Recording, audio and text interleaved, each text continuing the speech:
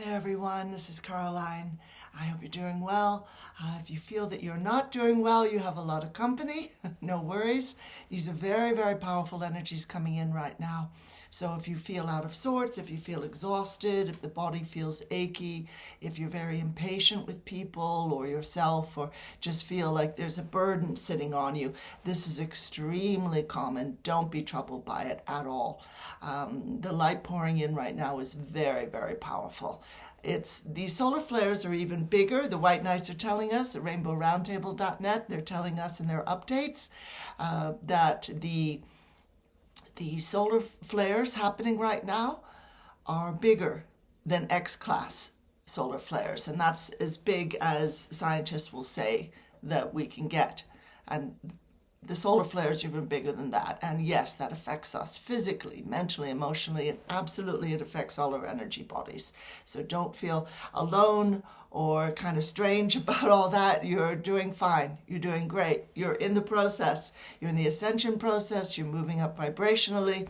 And all of this old pain and trauma is just being rinsed out of our system by these powerful, powerful light particles coming in from the sun and huge rays of light coming in. And it's not just the kind of thing that lights up the outdoors or pours in from the window. This is sentient presence. This is sort of, you might think of the light particles as tiny little light beings who are pouring in and just assisting all of us, supporting us in this transformation.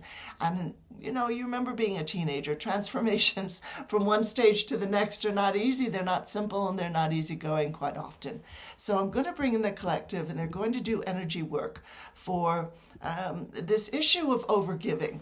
And this wonderful woman wrote in, after I asked all my email subscribers, please send in an issue that maybe you're having that others could also benefit from in terms of energy work. And so this first video for energy work is going to be dedicated to the whole deal of overgiving, feeling that you're being taken advantage of, wanting to serve others, but realizing, well, maybe I'm doing too much of that. So we'll see what the collective have to say about it. If you just want to go into your breathing for a moment, and I'll bring them in, that can be very calming. If you're frustrated and stressed, just breathe in right now, in through the nose with mouth closed, to maybe a count of 7 or 8. Stay at the top of that breath a moment once you get there, and then breathe out slowly. Kind of like you were whistling or breathing out through a tiny little straw. And that's going to put you in that parasympathetic nervous system state. And it's really, really helpful for releasing tension and coming out of a sense of emergency, coming out of a sense of, oh, I'm so fed up. I've got so many pressures on me.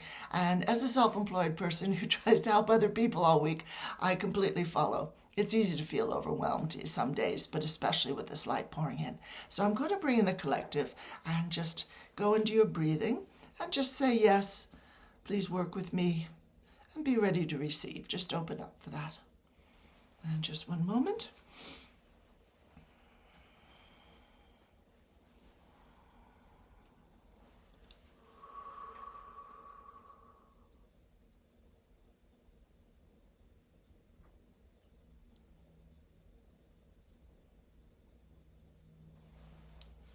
Well, greetings, dear ones.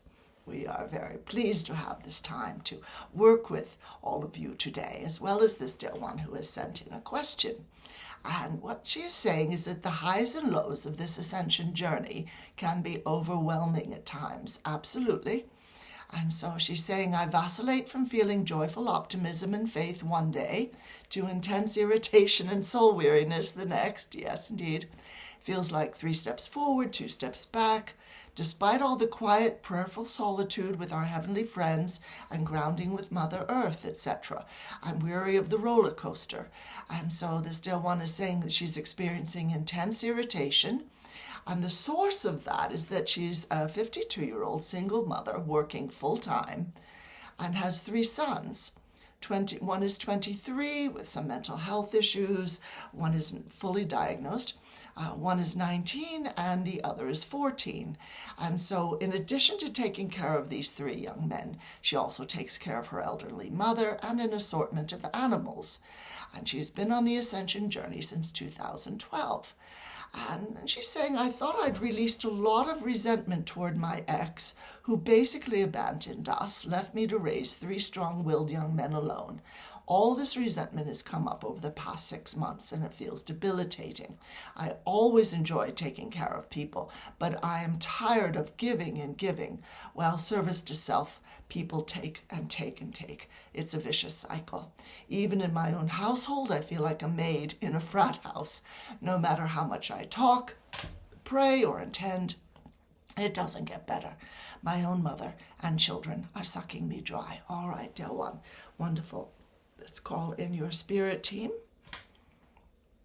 We see many light bearers going through this. Namaste, friends. I'm going to ask, what are there... Probably there are contracts in place here with the mother and with these 3 young fellows and the ex-husband, etc., who walked out and just left this Del One to raise the youngsters on her own. So let's just see what your team are saying. One moment. All right. All right. Yes. Absolutely. You've got contracts with all of them. Now, the contract with their mother, your mother is a bit different from the one with, of course, with your ex and the children. Yes, all right. The ex was sort of just cooperating, they're saying, in that you had decided that you would end your relationship with him after a while and be off on your own, which is absolutely fine. This happens, but the decision was, you go off and I will deal with these 3 children, these 3 youngsters on my own. And yeah, the 23-year-old still needs to live at home right now because of the mental health issues. The other 2 will become fully independent, but of course there's no saying exactly when that is because the timeline will shift a lot.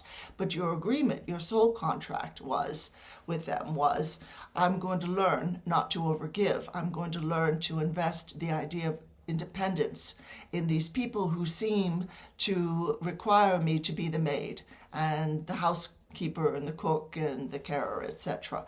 So they're saying it has to stop and you have to start drawing very, very clear lines with them.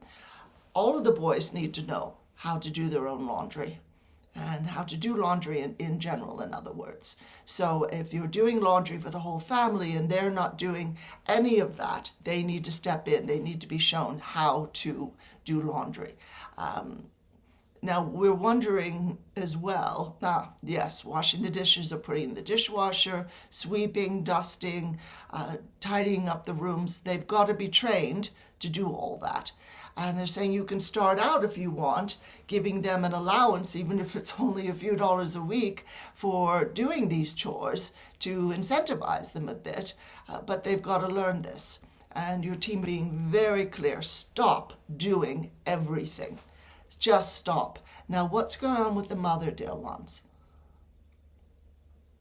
Yeah, a little bit entitled, a little bit feeling that, well, I'm elderly and now my daughter should be looking after me, etc., and doesn't need any help from me on anything. Unless she's severely disabled, at one point she probably should be cared for in a facility, elder care facility, but she's able to, all right, they're saying she does have some mobility.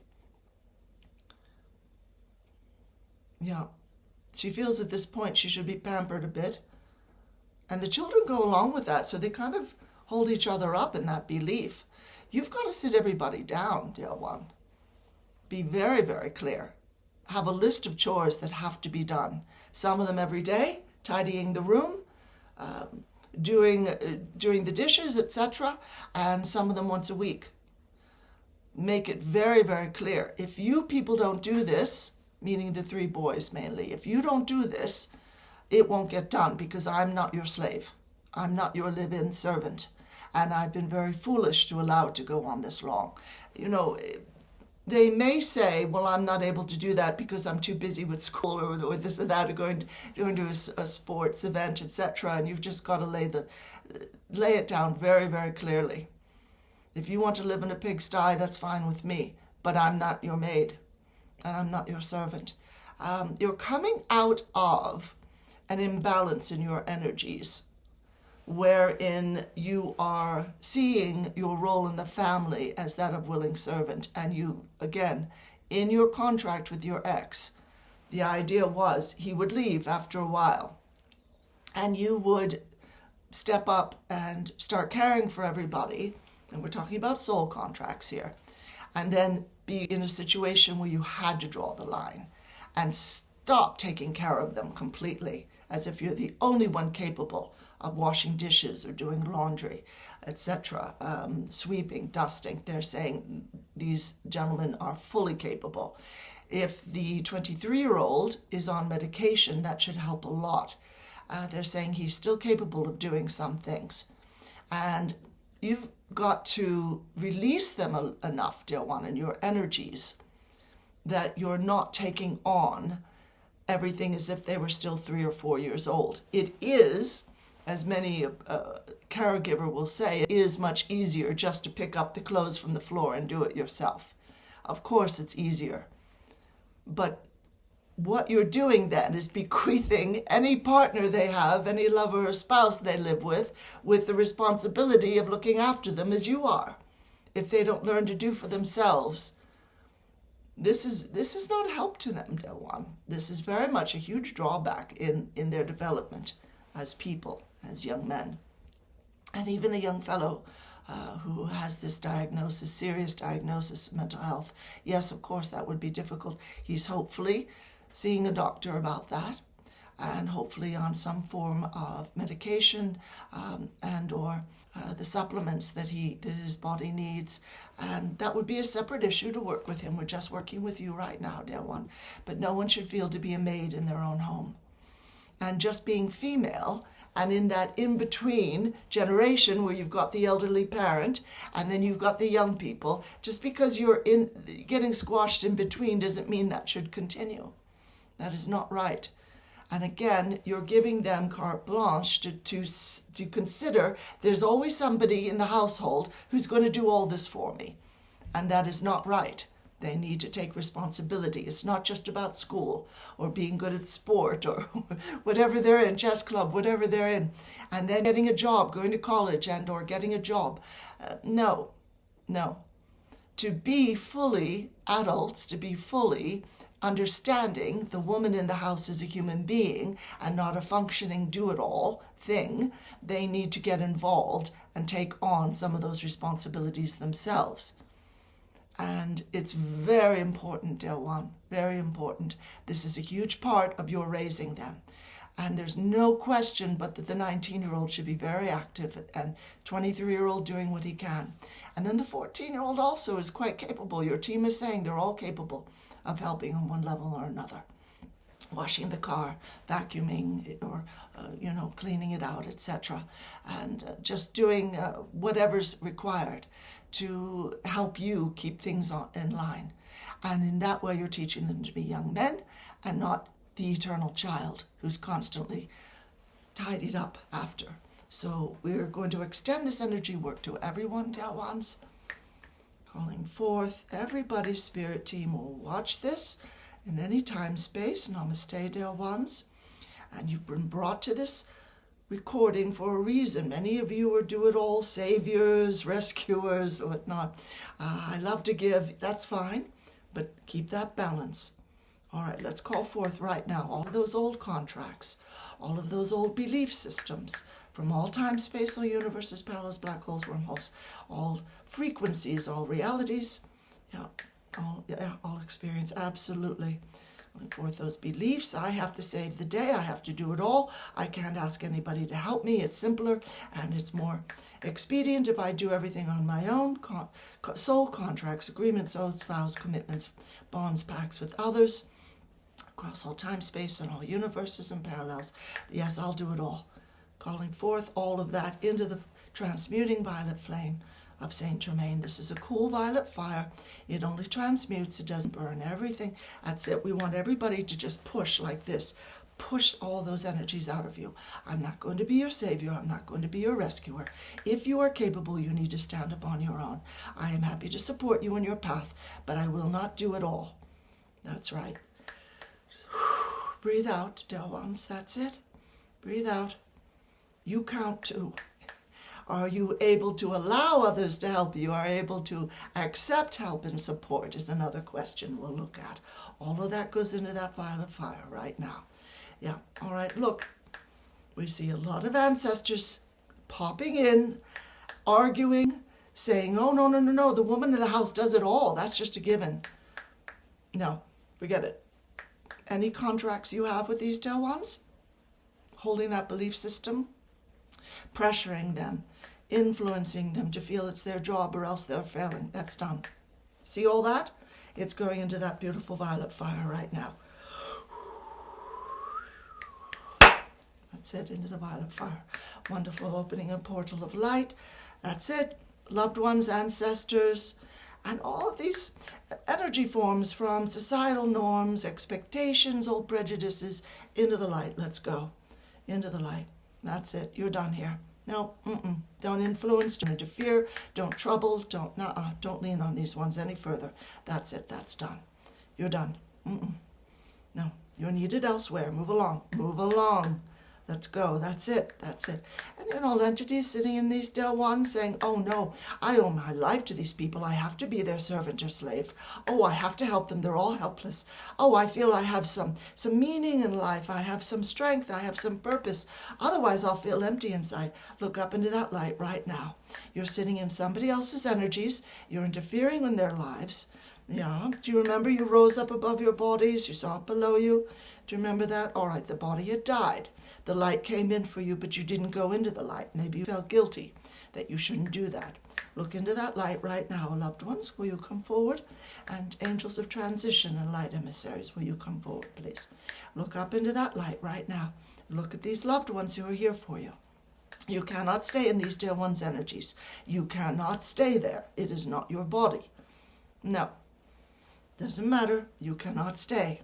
Look up into that light. There's no judgment. There's no God who will judge you. There's only love. At the center of this universe is divine love, and that's all. Just pure light and love. Loved ones, take them by their hands, please. Call them by their names. Yeah, they remember you. They've missed you.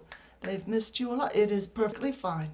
Look, if you want to sweep floors all day and help people all day, go into that light. You'll be all right. You'll find plenty of work to do there if that's what you desire. You create what you desire in that beautiful light. And that's the light of home. Light emissaries, will you assist, please, with these ones who are just very confused? Open your eyes. Open your eyes. Come on. Come on. That's it. You go with these dear ones. There we are. There we are. Just move along. That's it. There we go. There we go. All right, what is all of this, please? From other lives, you've been tracking these ones. You need to stop. Contract's finished. All universes, all parallels, black holes, wormholes, all frequencies, all experience, all realities. That's it. That's done in the violet fire. That's finished. Look up into that light. Look up into that light. They're not your servants anymore. No, you don't own them. Come on. Let's go. Let's go. Let's move along. You deserve to be in the light. You deserve to be home. Come on, stop all this nonsense. The time is over. Time is well over for that, dear ones. Time to go home. Come on. That's it. That's it. Wonderful. Awful lot of you being traced, tracked, held back by people you've known in other lives who want to make sure you stay in the slave or the servant or the do-gooder status. You've got, all those religious vows to be in constant service, to self-negate, in other words, to harm the self or make the self disappear. Forget it. Into the violet fire. All time, space, all experience, all universes, parallels, black holes, wormholes. That's it. That's finished. That's finished. Into the light. Come on. That's right. You need to go home now. Time to go home. The earth is changing. Time to go home. Now we're going to close this portal. Everybody needs to move along. Closing the portal. Closing. That's it. All right, good. Very good. You know, the ones we're seeing an awful lot of contracts for self-negation and this feeling of I don't really deserve to have a full life. I don't deserve to have anybody help me. I don't deserve to feel good about myself. I don't deserve to be the one who's cared for. I have to care for others. Otherwise, I don't feel I fit in the world, or I don't have a purpose, or I don't feel loved. Now, that's extremely common, because a lot of people will have only had their needs met as children by caring for others. And certainly our writer and many other light bearers have been through this. If you're abused or neglected as a child, you've got younger siblings and or animals in the house to care for, you feel fulfilled at least and feel that there's a place of love there because you are caring for the younger siblings and the animals and tidying the house, etc. That's how your needs get met. And it's a lower form of getting one's needs met. And it doesn't help. It doesn't really fill that great void inside. So we would say listen to this energy work a number of times, dear ones, and just be open to change. And we might write on a sheet of paper with the hand you usually write with. Get a pen and paper, write out, tell me what happened, that I feel I have to take care of everybody but me. And then switch the pen to the non-dominant hand that you never write with and just let the story come forward. And you'll see what comes forward, maybe from childhood, maybe from other lives you've lived. Could be on this planet, could be on a number of different planets. But you're going to see a revealing there of what's been holding you back. And then you can take these negative statements of fear. I'll be beaten if I don't look after everyone. I'll be abandoned if I don't make myself completely indispensable, etc. And turn them into positive affirmations. You can handwrite it or type it. Say, for instance, I am loved. Even when I don't do it all, it is safe for me to give chores to others. I don't need to do it all. And then on the right, let yourself react very, very instinctively. Let your subconscious react. In other words, it will probably say, I don't know, I don't think so, that's not right. Write the affirmation again and react again and keep doing it until that reaction on the right turns positive. And at that point, you've literally created a new neural pathway in the brain, and you will have shoved off an old belief that was harming you and brought in a beautiful new one that will support you beautifully in life. You'll hear us suggest these things often because you're aware, no doubt, your subconscious runs 80, maybe 90% of your life, not the conscious mind. People will come to us and say, well, I don't know why I can't drop weight. I keep telling my body, it's okay. I don't need the extra protection. You can drop the weight. And meanwhile, the subconscious just sort of shrugs, says, I don't understand language. What are you talking about? What are you trying to tell me? And it doesn't take in the information. But if you are writing it out many times, you create a new belief system. Or if you're working with symbols and metaphors, the subconscious will understand that, absolutely. So we send much love, dear ones. We're going to quickly check with your spirit teams are saying the world won't end if you don't do it all. Keep telling yourself, we'll be fine. If you live in a messy house for a few days, that's all right. And don't let your mother shove you into feeling bad about that. Just say, these young people have chores to do. They better do it, or they won't get $5 or whatever, $8 at the end of the week or whatever have you. They won't, they'll have to start making their own meals pretty soon if they don't start catching on, and they all need to learn how to cook as well, dear one. So we send much love and many blessings. We realize a tall order, but you can do it. Namaste, dear ones.